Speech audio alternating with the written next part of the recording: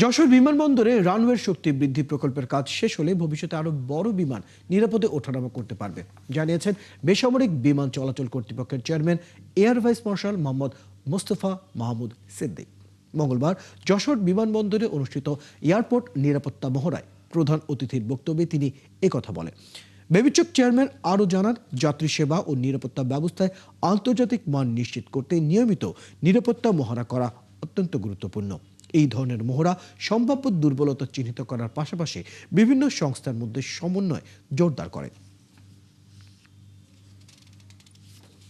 এয়ারপোর্টে অলরেডি আমাদের new apron যেখানে আমরা এক্সেস করছি, এই অ্যাপ্রনটা হলো একটা নতুন আমরা বহির্গমন বিল্ডিংও করেছি।